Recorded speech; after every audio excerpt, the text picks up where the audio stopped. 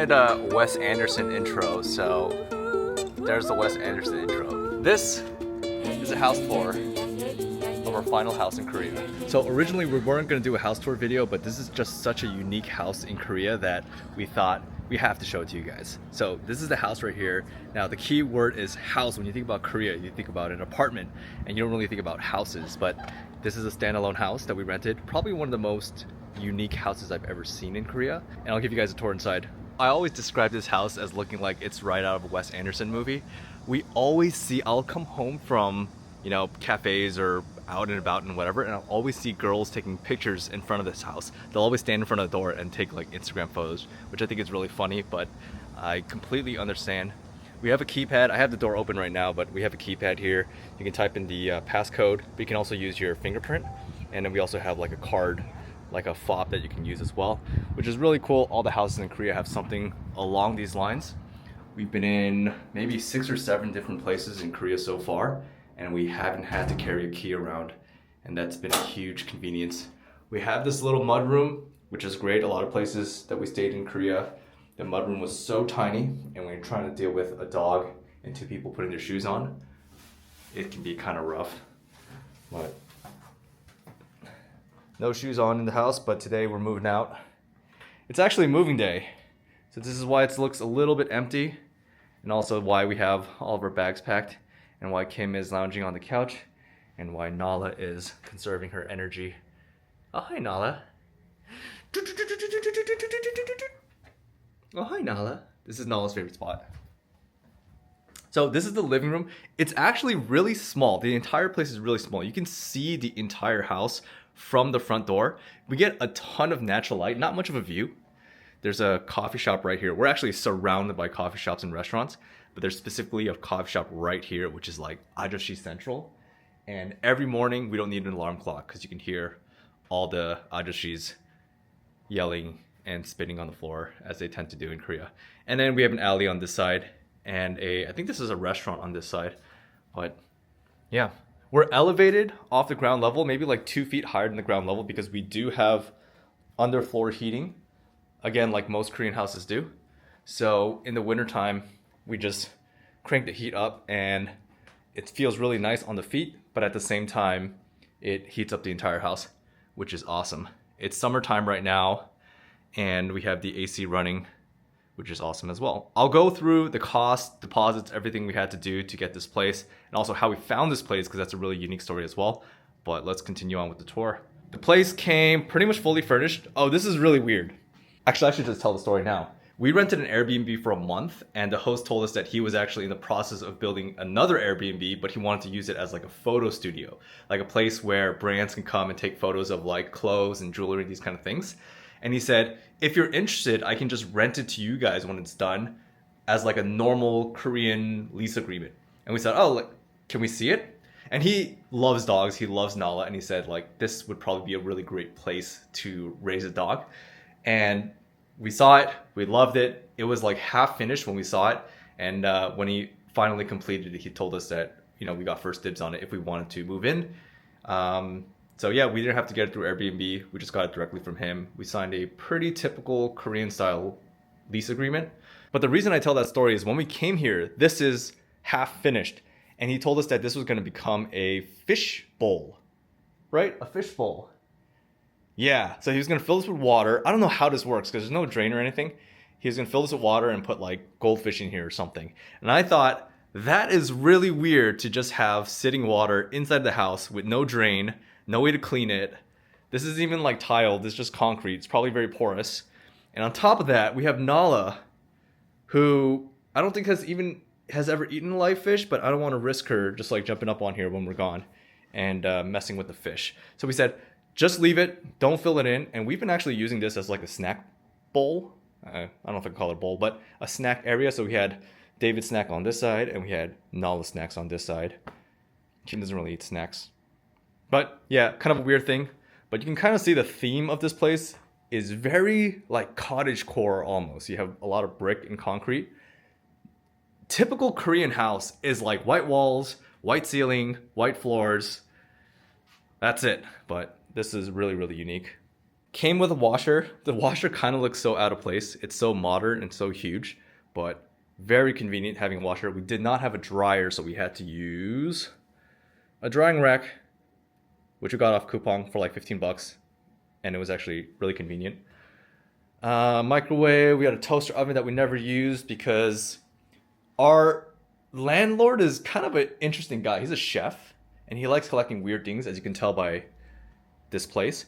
This is like a Japanese toaster oven, and he was like so proud of explaining it to us. But then he also explained that it doesn't work with Korean voltages. So he bought a converter to convert the current to work with this. But he said the converter only works up to like a certain voltage. So we can only use like half of the toaster oven at once. Like don't use both at the same time, use only the top or the bottom. And it was just too confusing. And it's just too much work, so we just never used a toaster oven.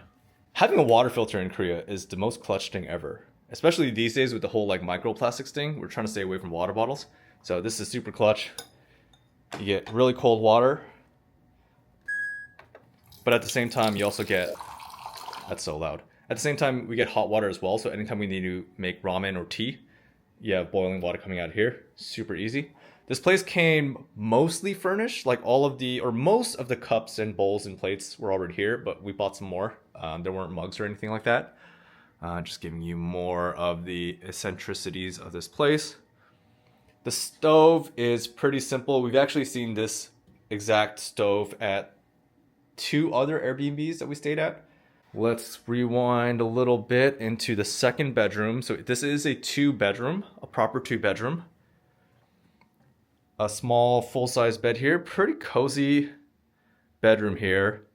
This was basically Kim's workstation as well as a napping area. I don't know why we had to nap in the second bedroom and not in the main bedroom, but and then we used this place as storage as well. So we had our suitcases in here. We kept our jackets in here. We kept our towels in here. Yeah, mostly storage. Oh, actually, we had some guests over a few times as well, and they stayed in the second bedroom, which was pretty cool. We got this nice makeup area. We put all our skincare stuff here, hair dryers, that kind of stuff. Got ready here in the morning. Nice big mirror. If you want to make an awesome place for people to stay, have nice big mirrors all over the place, because there's nothing better than that. And then here is the primary bedroom. Oh man, we had to put up a mosquito net. We had to put up a mosquito net. There was like this, the great mosquito war of 2024. There were like 4 nights in a row where we couldn't get any sleep, and we were fighting so hard. Like every 30 minutes we'd be woken up by like a mosquito, and they're so annoying. They're like, meow. Like, oh my gosh, that sound gives me PTSD. But we tried to fight them off. We tried to do anything that we could to repel mosquitoes, but eventually we gave up. We got this mosquito net. Best decision that we made. We should have done it on the first day. We got a piano there that's out of tune and we never use. And then we have this built-in storage here where we kept our clothes. We bought all these baskets from Daiso. They're like $1, $2 each. And we used them for storage. Wow, we already walked through the whole house. It's such a small house that I think we pretty much already saw everything. And finally, the final room is a bathroom. And this is a wet room style bathroom, which I absolutely hate if I'm being honest. But this one's not too bad because the shower is separated enough from the toilet that you don't like accidentally touch the side of the toilet with your leg when you're showering, which is so disgusting. I have OCD. I'm kind of a germaphobe. That kind of stuff grosses me out. There are some places where you'll literally have the shower like on this wall and you have to like straddle the toilet to get the water from the shower. So this wasn't as bad. Yeah. The only bad thing is there's like a sewage drain on the other side of this window, so it gets pretty stinky in this bathroom sometimes. Well, more than sometimes. That is the whole house tour. What do you think? Would you rent a place like this in Korea? So a couple logistics. The main reason that we want to rent this house is because it is a house, which means we can go right out to the street level. It doesn't seem like it would be a big deal to live in an apartment. We've lived in a ton of apartments, but getting down to the ground floor is a huge pain when you have a dog and you have to take her out frequently to go pee, go for walks, these kind of things. Waiting for the elevator. Sometimes you have like some old lady who's scared of dogs in the elevator, so you have to let her go down first and say, I'll wait for the next one. it's just so easy. Also, I like leaving the house frequently, right? Even for like 2 minutes to grab a cup of coffee, to grab a pastry, just to like walk around, clear my head. And it's just so easy to just like step out, step back in. The neighborhood that we're in, actually, I'll show you guys the neighborhood as well. Even though it's super hot and I kind of don't want to. It's a cool neighborhood. But this neighborhood, this entire street is lined with coffee shops, cafes, restaurants, shops. It's called a food alley. It's like classified as a food alley, so there's a lot to do. So yeah, that was the main reason that we were really interested in this place. Again, really, really rare in Korea. There are huge pros and cons.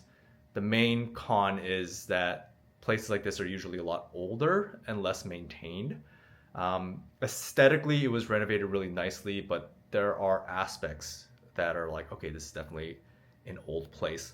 In terms of cost, we paid 6.9 million won for a deposit, which is about, someone do the math for me and put it in the comments because I'm gonna get it wrong, but I'm thinking it's about 4,500 US dollars.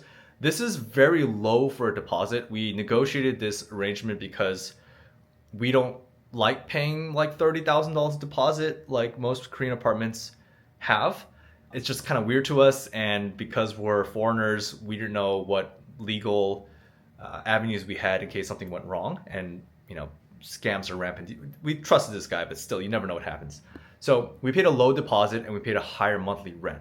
So we paid 6.9 million won deposit and we paid 2.3 million won for rent, which is about $1,700. Now again, this is pretty high when it comes to Korean standards, but what we're paying for is one, it's a standalone house, and two, we're paying extra so that we could have a lower deposit. And then three, which was also part of the contract, was flexibility, where most Korean leases you have to sign for 1 or 2 years. This place we signed a 3-month lease with an option to go month to month afterwards, which really, really, really came in handy because we didn't realize that we were going to get kicked out of Korea, or I was going to get kicked out of Korea. So that was really lucky. That was right when the 3 months came up. So we were able to walk away from our lease, not pay any penalties. And that was fine. We were thinking about signing a 1-year lease, a full 1-year lease in Seoul. If we did that, we would have been kind of screwed because 3 months into that lease, we would have had to be forced to leave Korea. And I think we would have lost some money, at least the deposit, which again would have been like 30 grand. Did I miss anything? No. Oh, funny thing about Korean leases, they're like 2 pages. Like double space, 16-point font, 2 pages. Like a lease in the US, or at least in LA, the leases are like 30 pages long in like 10-point font, tiny. It's super simple, super straightforward. Korea's a very high trust society, so terms are very broad. We also just learned, my aunt came over to pick up some stuff before we leave, and she told us, like, why are you cleaning? Because apparently in Korea, nobody cleans the apartment when they leave. It's a complete mess and they just leave and you get 100% of your deposit back unless you like burn down the house. In the US, at least again in LA, landlords will find every single possible reason to try to charge you for something, right? You have a hole in the wall from a nail because you put up a picture frame. They'll try to charge you like $50 because they have to like put gum over that thing. If it's a little bit dirty, like seriously, any excuse, it's honestly a grift, right? Because it's a grift. But they find any excuse to try to charge you on the way out to try to keep some of your security deposit. I don't think I've ever gotten my full security deposit back any place we've stayed ever. And I'm the kind of person that like I scrub the bathtub on the way out. I vacuum everything, I clean everything, I fill in all the holes. I've never gotten my full security deposit back. Let's go check out the neighborhood real quick. So this is going to be pretty quick because it's 84 degrees out with a UV index of 8. So it is pretty hot, but I want to show you kind of what this neighborhood looks like.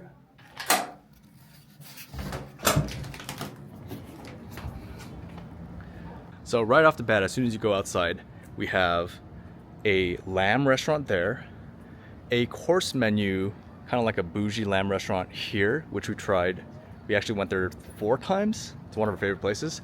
A restaurant right here, a coffee shop right here, a kind of like hype clothing shop right here, photo studio, another cafe in this little black house, another cafe right here, and it just goes on and on and on. So it gives you an idea. I mean, you have variety too. So you have an Italian restaurant right here. You have a Japanese restaurant called edamame right here. You have this really good pho. We actually call it fake pho, not because it doesn't taste good, but because it's like Korean style pho, but really good. We actually ate here like 2 hours ago, right here. And then, I mean, it sounds repetitive, but yeah, Japanese restaurant right here, pretty good. Korean restaurant right here. A famous chicken place right here. More restaurants, but we've eaten here a couple times as well. They, I gotta show you, this is pretty cool. They're only open for dinner, but this is the kind of food that they have. So it's a whole chicken and it's stuffed with rice and veggies and stuff like that. And every night they grill it on the spit here, so you can see the chickens rotating here, and then all the smoke going out and makes your clothes smell.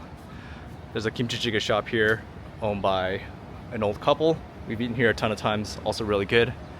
24-hour restaurant here, another 24-hour restaurant around the corner, another coffee shop here called Gold Button Coffee.